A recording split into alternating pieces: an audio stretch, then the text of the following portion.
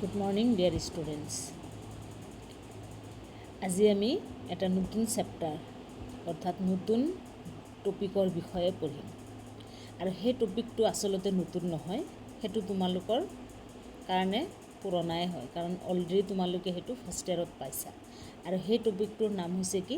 অগতানুগতিক শিক্ষা বা নন ফৰ্মেল এডুকেশ্যন, যাক অনৌপচাৰিক শিক্ষা বুলিও কোৱা হয়।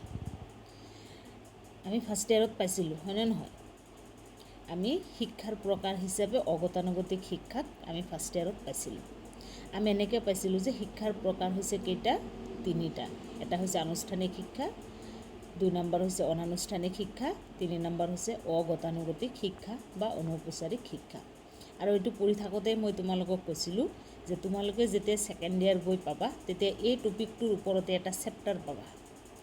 আৰু যেতিয়া তোমালোকে ডিগ্ৰীত যাবা তেতিয়া এই টপিকটোৰ ওপৰতে এটা চেপ্টাৰৰ সলনি এটা কিতাপেই পাবা। গতিকে আমি যিমানেই উচ্চ শিক্ষালৈ যাম সিমানেই যিকোনো এটা টপিকৰ বিষয়ে আমি বহলাই পাই থাকিম। এনিৱে, আজি আমি অগতানুগতিক শিক্ষা, নতুন টপিক নহয়, আমাৰ জনা কথায়ে আজি আমি সেই টপিকৰ বিষয়ে বা সেই বিষয়ৰ বিষয়ে অলপমান বহলাই পঢ়িম। একদম চিম্পুল হয়, একেবাৰে ইজি হয়, আৰু আমি জনা কথায়ে আমি আকৌ অলপমান পুনৰাই মনত কৰিম, সেয়ে কথা আৰু। গতিকে অগতানুগতিক শিক্ষা আমি জানো, অগতানুগতিক শিক্ষা হৈছে শিক্ষাৰ এটা প্ৰকাৰ। ঠিক আছে। এতিয়া আমি যদি ক'ব যাওঁ যে শিক্ষাৰ প্ৰকাৰ আনুষ্ঠানিক শিক্ষা, নাম্বাৰ 1 হৈছে কি? আনুষ্ঠানিক শিক্ষা। এতিয়া আনুষ্ঠানিক শিক্ষা মানুহে ক'ত লাভ কৰে? তোমালোকে যিটো শিক্ষা লাভ কৰি আছা তাকে কি বুলি কোৱা হয়? আনুষ্ঠানিক শিক্ষা। তাৰমানে স্কুল কলেজৰ চাৰিবেৰৰ মাজত থাকি ছাত্ৰ ছাত্ৰীসকলে যি শিক্ষা লাভ কৰে আৰু শিক্ষকে কঠোৰ নীতি নিয়মৰ মাজত ৰাখি প্ৰত্যক্ষভাৱে যি শিক্ষা প্ৰদান কৰে তাকে আনুষ্ঠানিক শিক্ষা বোলে। আৰু অনানুষ্ঠানিক শিক্ষা হৈছে তাৰ সম্পূৰ্ণ বিপৰীত এক শিক্ষা ব্যৱস্থা। স্কুল কলেজৰ বাহিৰত বহল সামাজিক পৰিৱেশৰ পৰা মানুহে যি শিক্ষা লাভ কৰে তাক অনানুষ্ঠানিক শিক্ষা বুলি কোৱা হয়। আৰু আহিলে কি আমাৰ অগতানুগতিক শিক্ষা। মনত ৰাখিবা, অগতানুগতিক শিক্ষা বেলেগ একো নহয়। অগতানুগতিক শিক্ষা হৈছে আনুষ্ঠানিক শিক্ষাৰ এক পৰিপূৰক শিক্ষা ব্যৱস্থা। কি ক'লোঁ আমি? আনুষ্ঠানিক শিক্ষাৰ এক পৰিপূৰক শিক্ষা ব্যৱস্থা। কাৰণ আনুষ্ঠানিক শিক্ষাৰ নিচিনাই অগতানুগতিক শিক্ষাৰ নিৰ্দিষ্ট উদ্দেশ্য আছে, নিৰ্দিষ্ট পৰিকল্পনা আছে, নিৰ্দিষ্ট পাঠ্যক্ৰম আছে, নিৰ্দিষ্ট মূল্যায়নৰ ব্যৱস্থা আছে। কিন্তু ইয়াত যদি আমি চাব যাওঁ, আনুষ্ঠানিক শিক্ষাৰ নিচিনাকৈ অগতানুগতিক শিক্ষাত কঠোৰ নীতি নিয়ম নাই। নীতি নিয়মৰ ক্ষেত্ৰত অলপমান ৰিলেক্সেশ্যন আছে। আমি যদি দুটাৰ মাজত বেছি পাৰ্থক্য আনিব বিচাৰোঁ, প্ৰথম পাৰ্থক্যটোৱে হ'ব এইটো যে আনুষ্ঠানিক শিক্ষাত কঠোৰ নীতি নিয়মৰ মাজত আবদ্ধ ৰাখি শিক্ষা প্ৰদান কৰা হয়, কিন্তু অগতানুগতিক শিক্ষাত কঠোৰ নীতি নিয়মৰ মাজত ৰাখি আবদ্ধ ৰাখি প্ৰদান কৰা নহয়।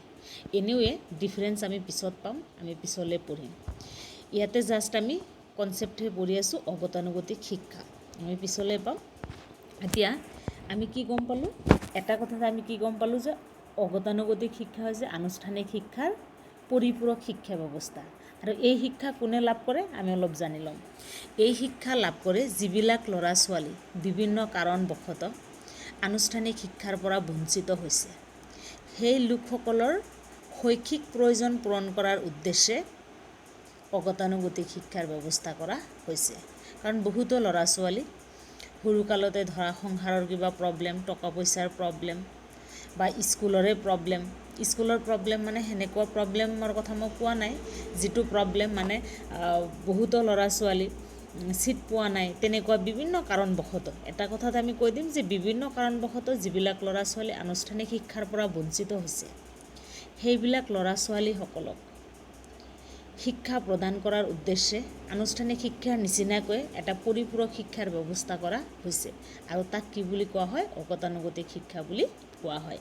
গতিকে আমি কি গম পালোঁ যে অগতানুগতিক শিক্ষা হৈছে আনুষ্ঠানিক শিক্ষাৰ এক পৰিপূৰক শিক্ষা ব্যৱস্থা। আৰু এই শিক্ষা কোনে লাভ কৰে? এই শিক্ষা যিসকল ব্যক্তি বিভিন্ন কাৰণবশতঃ আনুষ্ঠানিক শিক্ষাৰ পৰা বঞ্চিত হৈছে আৰু বৰ্তমান যিবিলাক ব্যক্তি বা সেইবিলাক ব্যক্তি বিভিন্ন কৰ্মত নিয়োজিত হৈ আছে সেই লোকসকলক শৈক্ষিক প্ৰয়োজন পূৰণ কৰাৰ উদ্দেশ্যে অগতানুগতিক শিক্ষাৰ ব্যৱস্থা কৰা হৈছে। ঠিক আছে, এতিয়া আমি পঢ়িম ইয়াতে প্ৰস্তাৱনা বুলি আছে। এতিয়া সেই প্ৰস্তাৱনাত ফাৰ্ষ্ট লাইনটোত আছে যে বৰ্তমান বিশ্বত 3 প্ৰকাৰৰ বিস্ফোৰণৰ সন্মুখীন হ'ব লগা হৈছে। কুৱেশ্যন কেতিয়াবা এনেকৈ আহে যে 3 প্ৰকাৰৰ বিস্ফোৰণৰ কথা কি বিস্ফোৰণৰ কথা কৈছে। বেছটো অলপমান কাট খাই গ'ল, মই লক্ষ্য নকৰিলোঁ। এনিৱে ফাৰ্ষ্টৰ বিস্ফোৰণটোৰ কথা কৈছে যে জনসংখ্যাৰ বিস্ফোৰণ। জনসংখ্যা দ্ৰুত গতিত বৃদ্ধি পাই আছে। বিস্ফোৰণ মানে কি আৰু বৃদ্ধি মানে কি সেইটো মনত ৰাখিবা। বিস্ফোৰণ মানে একেলগে বহুত বৃদ্ধি পোৱাটো কি বুলি কোৱা হয়, বিস্ফোৰণ বুলি কোৱা হয়। আৰু এটা দুটাকৈ যদি বৃদ্ধি পায় সেইটোক বৃদ্ধি বুলি কোৱা হয়। মানে এটা দুটাকৈ যেতিয়া বাঢ়ে তেতিয়া তাক বৃদ্ধি বুলি কোৱা হয়, কিন্তু যেতিয়া বহুত বেছি বাঢ়ে তেতিয়া তাক কি বুলি কোৱা হয়, বিস্ফোৰণ বুলি কোৱা হয়। গতিকে বৰ্তমান যে 3 প্ৰকাৰৰ বিস্ফোৰণ হৈছে তাৰে নাম্বাৰ 1 বিস্ফোৰণটো হৈছে কি, জনসংখ্যাৰ বিস্ফোৰণ। নাম্বাৰ 2 বিস্ফোৰণ হৈছে কি, জ্ঞানৰ বিস্ফোৰণ। যিমানেই জনসংখ্যা বৃদ্ধি পাই আছে সিমানেই মানুহৰ জ্ঞানৰ বিস্ফোৰণো কি পাই আছে, বৃদ্ধি পাই আছে। তাৰপিছত তাৰ লগে লগে সিমানেই মানুহৰ কি হৈ আছে, আশা আকাংক্ষাৰ বিস্ফোৰণ হৈ আছে। আৰু এই যে 3 প্ৰকাৰৰ বিস্ফোৰণ হৈছে, আমি কি বিস্ফোৰণ পালোঁ, জনসংখ্যাৰ বিস্ফোৰণ, জ্ঞানৰ বিস্ফোৰণ আৰু আশা আকাংক্ষাৰ বিস্ফোৰণ। গতিকে এই বিস্ফোৰণসমূহে, এই 3টা বিস্ফোৰণে প্ৰত্যক্ষভাৱে মানে ডাইৰেক্টলি কাৰ ওপৰত প্ৰভাৱ পেলাইছে। আমি যদি ক'ব যাওঁ ডাইৰেক্টলি কিহৰ ওপৰত প্ৰভাৱ পেলাইছে, শিক্ষাৰ ওপৰত প্ৰভাৱ পেলাইছে। জনসংখ্যা যিমানেই বৃদ্ধি পাই আছে তাৰ লগে লগে মানুহৰ আমি কি পালোঁ, তাৰ লগে লগে মানুহৰ আকাংক্ষাৰো প্ৰয়োজন বিস্ফোৰণ হৈছে আৰু মানুহৰ জ্ঞান আহৰণো মানে জ্ঞানৰ বিস্ফোৰণ হৈছে, মানুহৰ নলেজো বৃদ্ধি পাইছে। গতিকে এই যে এইবিলাক মানুহে যে যিমানেই জনসংখ্যা বৃদ্ধি পাইছে সেইবিলাক মানুহৰ শিক্ষাৰ প্ৰয়োজন হ'বনে নাই, অভিয়াছলি হ'ব। আমি শিক্ষা লাভ কৰিবই লাগিব। গতিকে এই জনসংখ্যাৰ অনুপাতে যিমানেই স্কুল কলেজৰ সংখ্যা বৃদ্ধি নকৰক কিয় তথাপিও বহুত সংখ্যক লোক বা এক বুজন সংখ্যক লোকে আনুষ্ঠানিক শিক্ষাৰ পৰা বঞ্চিত হ'ব লগা হৈছে। মানে যিমানেই জনসংখ্যা বৃদ্ধি পাই আছে সিমানেই কি কৰা হৈ আছে, স্কুল কলেজৰ সংখ্যা দ্ৰুতগতিত বৃদ্ধি কৰা হৈ আছে। তথাপিও বহুতো ল'ৰা ছোৱালী এই আনুষ্ঠানিক শিক্ষাৰ পৰা কি হৈছে, বঞ্চিত হৈছে। তোমাৰ ওচৰৰ পাজৰে তুমি চাবাচোন, বহুতো ল'ৰা ছোৱালী বোলে কি নাপায়, স্কুল কলেজত ছিট নাপায়। এইবাৰে আমাৰ স্কুলৰে পৰা পাছ কৰি যোৱা বহুতো ল'ৰা ছোৱালী ডিগ্ৰীত কি পোৱা নাছিলে, ছিট পোৱা নাই। কিয় ছিট পোৱা নাই, তাৰ কাৰণটো হ'ল কম পাৰ্চেণ্ট পাইছে, হয়নে নহয়। গতিকে এই যে ল'ৰা ছোৱালীবিলাক কি হৈছে, ছিট পোৱা নাই, তাৰমানে কি ছিট পোৱা নাই এটা কথাত, কম পাৰ্চেণ্ট পাইছে, আৰু এটা কথাত মানে সেই স্কুলত ছিট হৈছে লিমিটেড।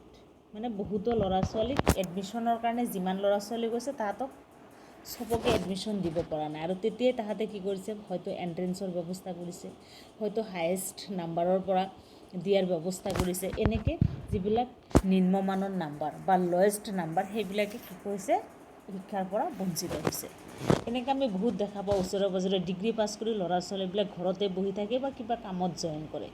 কিয় তাহাঁতে মাষ্টাৰ ডিগ্ৰী কৰিব নোৱাৰে, বোলে অমুক ইউনিভাৰ্চিটিত ছিট পোৱা নাই। কিয় ছিট পোৱা নাই, কাৰণ তাতে কি লিমিটেড ছিট হয়। গতিকে এই যে ল'ৰা ছোৱালীবিলাক যে ঘৰত বহিব লগা হৈছে বা বিভিন্ন কৰ্মত নিয়োজিত হ'ব লগা হৈছে, কিন্তু সেই ল'ৰা ছোৱালীবিলাকৰোতো শৈক্ষিক প্ৰয়োজন আছে। তেওঁলোকেতো বিচাৰে ন, মই মাষ্টাৰ ডিগ্ৰী কৰিলোহেঁতেন, মই MSc কৰিলোহেঁতেন, MCom কৰিলোহেঁতেন, ইচ্ছা আছেনে নাই, আছে। গতিকে সেইবিলাক ল'ৰা ছোৱালীৰ শৈক্ষিক প্ৰয়োজন পূৰণ কৰাৰ উদ্দেশ্যে আনুষ্ঠানিক শিক্ষাৰ নিচিনাকৈ এক পৰিপূৰক শিক্ষাৰ কি কৰিছে, ব্যৱস্থা কৰিছে।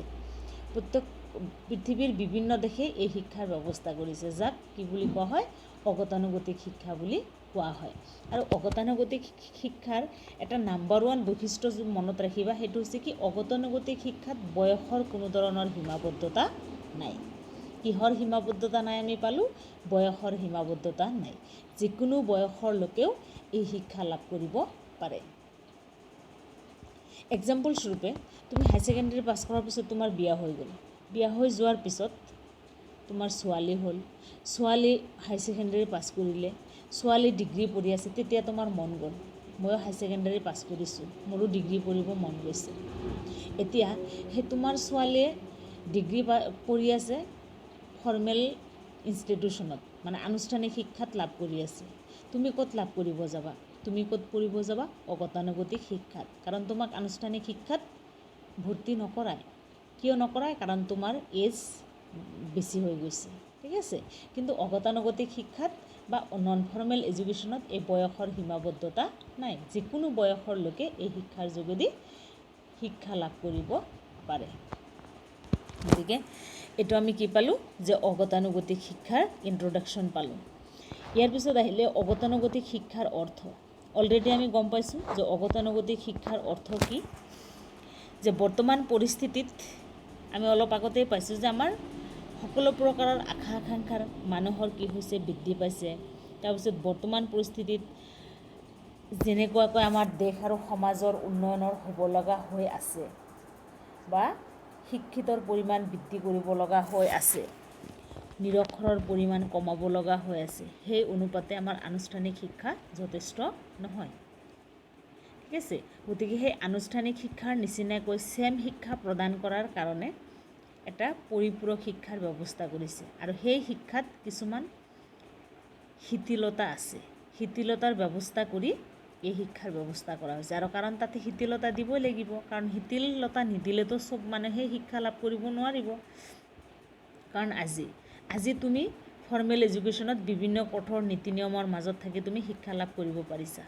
কিন্তু তোমাৰ আম্মাই যদি এই শিক্ষা লাভ কৰিব আহে, নে তোমাৰ আম্মাই আনুষ্ঠানিক শিক্ষাত ছিট পাব? আৰু নাম্বাৰ 2 কথা হ'ল, নে তোমাৰ আম্মাই তোমাৰ নিচিনাকৈ সদায় নীতি নিয়মৰ মাজত আহি পাব নেকি? নাই। তুমি কলেজত আহা, তোমাক আম্মাই ভাত বনাই দিয়ে, তুমি ধুনীয়াকৈ খাই আহা। কিন্তু আম্মাইতো গোটেই সংসাৰৰ কাম চম্ভালিব লাগে। গতিকে তেওঁ গোটেই সংসাৰৰ কাম চম্ভালি এই নীতি নিয়মৰ মাজেৰে শিক্ষা লাভ কৰিব পাৰিবনে?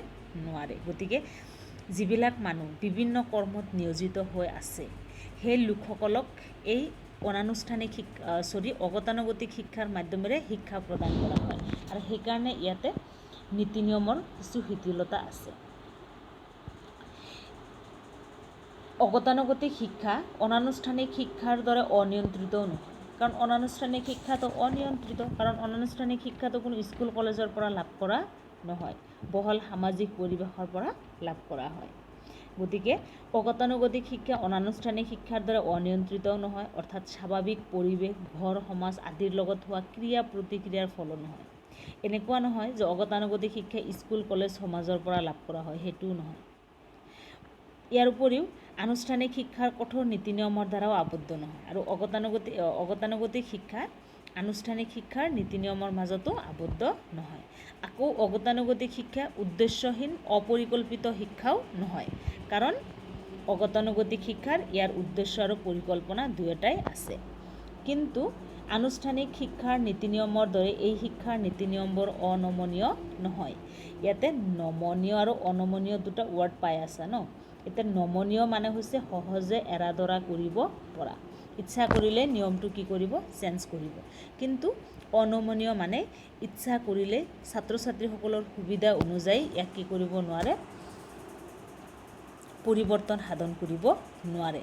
গতিকে আনুষ্ঠানিক শিক্ষাত ভৰ্তি হ'বৰ বাবে এক নিৰ্দিষ্ট বয়স আছে, কিন্তু অগতানুগতিক শিক্ষাত ভৰ্তি হ'বৰ বাবে কোনো নিৰ্ধাৰিত সময়সীমা নাই। আমি এইটো পাইছোঁ অলপ আগতে। আৰু